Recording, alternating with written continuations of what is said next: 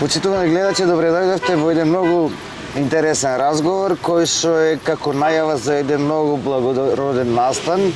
И по тој повод разговараме со Емил Батаклиев, млад човек во Прилеп, едуциран надвор од државава. Решил да се врати тука и да придонесува за нашава заедница и за почеток ќе ти речам добре дојде. Добро е најдов. И фала што реши баш со тоа да го споделиш овој момент и да раскажеме, да ја промовираме ова трка која ќе се случува во недела. Ајде кажеме за почеток за што станува збор, па ќе го разглобиме како што и зошто. Супер. Прво благодарам што ме викнавте. Се работи за хуманитарен маратон, односно хуманитарна акција организирана од Ротаракт клубот Прилеп. Ние баравме интересен начин како да придонесиме на општината, да пробаме да собериме донации за нешто што е преку потребно, но да не биде некоја сувопарна донација, да не биде само барање, упорно сите само бараат пари. Сакавме да направиме некаков настан, мора да има нешто да се случува во градот, затоа што како што знаеме, доста луѓе и ни се одселија и замре едноставно атмосферата, никој не излегува повеќе, нема движење. Па сакавме да направиме некој интересен настан каде што и ќе имаме хуманитарна цел, ќе помогнеме, а и ќе ги разбудиме граѓаните да придонесат во самото тоа. Кажа дека е во организација на Ротаракт клубот, ти си секретар во тој клуб. Да. Ај кажи не малку за почеток како дојдовте до идејава, како ви функционира воопшто носењето на одлуки и идеи во Ротаракт. Супер, значи Ротаракт е младинската организација на Ротари. До 32 години официјално се седи во Ротаракт. Јас и уште 10-15 членови седнавме да поразговараме и да размислиме како некоја интересна идеја можеме да ја оствариме. Па имавме идеја, затоа што секоја недела имаме по еден состанок каде што даваме такви идеи, како да успееме да собериме донации за доброто на општеството. И успеавме да се договориме за маратон. Па сега знаевме од старт дека ќе биде тешка организација, свесни бевме дека ќе има потешкоти и има, нормално, затоа што е сериозна организација. Ама се бориме и се гледа крајот, мислам се гледа Минатата сабота случајно се сретнавме кај сатот, имавте штанче и траеше пријавувањето до пред 5-6 дена, значи до следниот ден до неделата. Кога ја правевме репортажата и која што излезе навистина случајно, не знае дека се случува, шетајќи се низ Прилеп и случајно едно се попремата со мене. Имавте околу 230 пријавени, целта беше да се достигне некоја бројка до 300. Дали се достигне бројката? Па ние очекувавме искрено 250 некако тој ден, ама како заврши денот, како пуштивте вие на порталот, како почнавме да рекламираме дека е прикрај со пријавите, има шанси да се стигне до 300 на денот. Да, над 270 се веќе пријавени со платени пакети со се. И повеќе од 10-15 луѓе ми се имаат јавено мене лично да прашат како да се пријават и советување дека ќе дојдат на лице место, така да значи може и на лице место да се пријават пред самиот старт на трката. Апсолутно. Емил, сакам вака сега и пластично за публикава колку е долга таа рута и тој маратонот. И маратон тие што знаете 42 километри. Сега овдека станува збор за една хуманитарна акција, хуманитарна трка, така да може со емоционален набој да се надокнадат останатите колку километри кои што нема да бидат истрчани. Кажи ми рутата. Значи почнуваме од тука Камена бина, пред реклами, прилепчани ја знаат локација.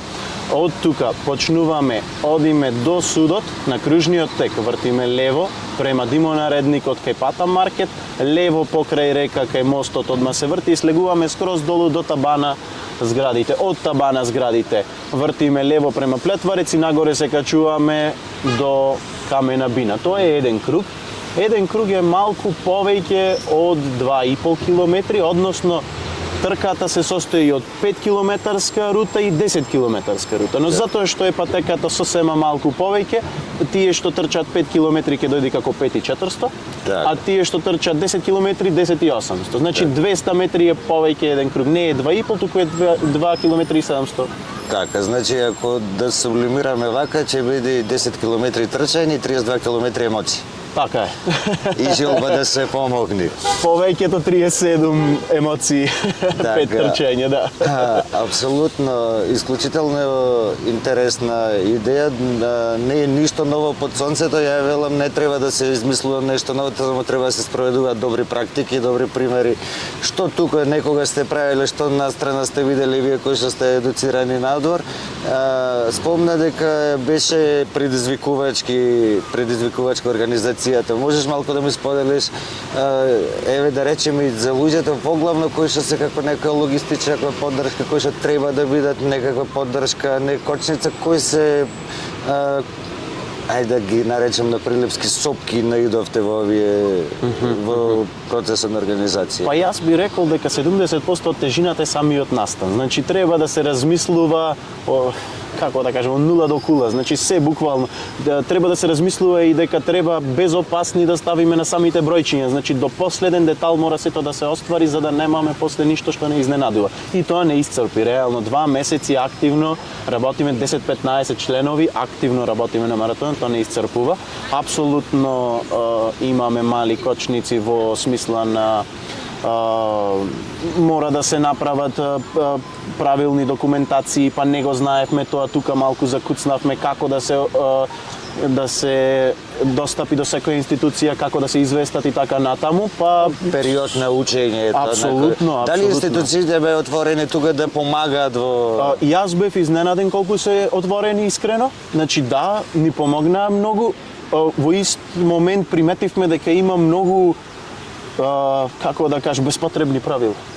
Значи мора да се контактира за една работа 3-4 институции. Зошто?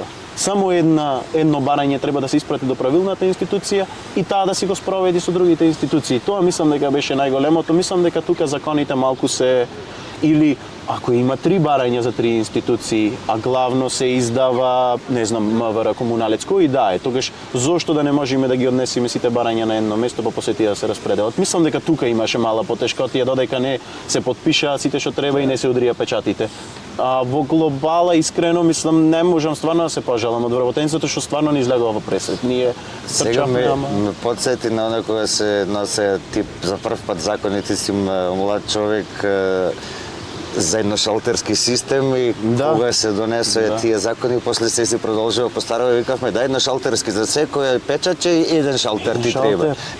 Апсолутно, апсолутно. Или зошто, на пример, онлайн не се направи цело. 10 програмери млади, јас имам искуство со програмирање, 10 програмери млади може да ги дигитализира цела држава за година-две. Зошто тоа не се прави, тој исчекор, тоа е веќе друга работа, не навлезува. Затоа се враќате вие од странство, да се надеваме дека тие кои што се надлежни ќе имат малку повеќе слух, ќе имат разбирање за еве дури и во едно интервју кое што е да најавиме еден благороден настан, може да излезе вака супер идеи кои не само идеја, тоа е јасно дека што треба да се направи, ама еве ти како човек кој што ги разбира тие работи, велиш да за 2 години можеме да решиме цела држава. Епа да, викнете ги луѓе што разбираат и некако решат проблемот. Да. Друго што сакам да те прашаме, тоа е сериозна бројка на надпреварувачи, Прилеп нема не знам колку широки улици, тука ќе треба сериозна логистика од МВР. Дали ќе бидат комплетно затворени улиците или ќе биде само парцијално и... Апсолутно ќе биде рутата затворена и центарот на Прилеп ќе биде малку по тешок, да речем, за пристап, ама да бидеме искрени. Од 8 сат сабаље до 11 сат сабаље, можда и порано ако успееме да ги истрчаме порано, и тоа ќе биде во недела. Значи во недела не е прометно. Така, значи не е нешто што би предизвикало големи проблеми. Ги замолуваме граѓаните на Прилеп да имат трпение, нормално, некој сака сабаљето да појде некаде, јас разбирам, и мене ми се случувало во гужви, никој не сака да биде, ама издржете, благородна е акцијата и треба да се поддржи. Значи бул центарот на Прилеп затворен и за неблагородни работи со денови, така да не е никаков проблем 3 часа да се издржи. Мојабетов е да се знае, да се знаат луѓето за во недела. Едноставно, ако не сакате да се приклучите на оваа работа, заобиколете го центарот да стигнете побрзо до саканата дестинација. Така е. Евел, кажи ми нешто што сакаш да го кажеш што е важно за овој настан, еве апелираме, значи може да се пријавува до последно, до пред стартот, добре дојдени сте сите кои што сакате да трчате, што друго можеме да кажеме за Јас би рекол само дојдете и поддржете не. Јас разбирам дека трчањето не е за секого, почнувајќи од мене. И јас не сум многу спортски активен, ама дојдете поддржете не, зошто да не? Благородно е, една мала донација се дава, значи ќе има кутија за донации таму на лице место. Самата пријава беше 600 денари. Значи не се некои пари за банкрот, како да кажам, ама и најмалата сума и 100 денари, 200 денари многу ни помагаат нас, затоа што се правиме од срце, значи даваме многу енергија, да, ама немаме заработка од ова. Ние баш напротив, плаќаме членарини за да бидеме во клубот. Значи поентата е дајте да смениме нешто, затоа што долго време стоиме и тапкаме место, никој не е задоволен од тоа, ама за да се промени нешто, мора некој да направи исчекор и да го промени. Сите чекаме на готово. Ајде нешто нека се смени, некој нека сработи. Еве ние сработуваме. Ајде поддржете не. Зошто да не? Ние сработуваме, дојдете и дајте ни поддршка. Па макар и со навивање, смеење, слики, забава, ќе имаме забавни евенти додека се одвива маратонот. Придружни настани? Ќе има, извини, Придружни настани. придружни настани, ќе има пинг-понг маса, ќе има фан зон, со сликање before after the race, ќе има огледала големи за прилепран да се сликаме, значи за деца ќе има некоја мала маскота, имаме викнато, значи се трудиме да биде најинтересно што може. Маскотата ние за жал немаше мајмун, мечка е. Добро, Не успеавме да најдеме мајмун за година. Па види, во Прилеп едно време имало мечкари и мечката играла, дури мечкар освирал на дајре, па еве да се подсетиме на тие моменти сега со маскота. Ајде сега за крај да ни кажеш дали има конкретна цел, конкретна дестинација, донацијата која што ќе биде собрана. Апсолутно да. Значи прво и основно нам ни се заборавени децата со попреченост. И тоа не смее да се случува. Значи мораме да најдеме начин како да им помогнеме и нив. Имаме 3 дневни центри во Прилеп и секогаш бараат донации. Јас се јавив кај една од вработените, да речам, таму негователките и разговарав со неја и кажете ни нам каков апарат вам би треба. И имавме неколку понуди и кажавме дека ќе се потрудиме да успееме да го набавиме тој што им треба.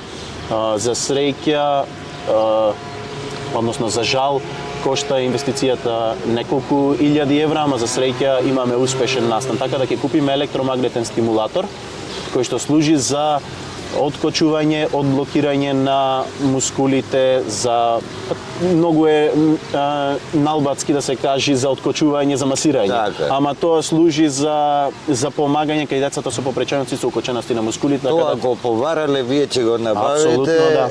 Апсолутно не мора да знаеме точно како се вика, важно е на тие деца да им користи. Нема проблем, медиус тим се вика, ништо не криеме, се е јавно. После тоа имаме од останатите пари донација уште една за жртвите во Кочани, затоа што децата се уште имаат потреба од финанси, сакаме нешто и таму да донираме, па со остатокот од сумата што сметам дека нема да остане кој знае колку, затоа што нели учесниците ги покрија овие големи трошоци. Ќе продолжиме в година да правиме многу поинтересни проекти и да направиме уште поголема донација. Фала ти за муавето. Вие сте поканети во 8 часот во недела, 8 без 15 дојдете да се пријавите, тие што сакаат да се пријавите, сите останите можете да навивате.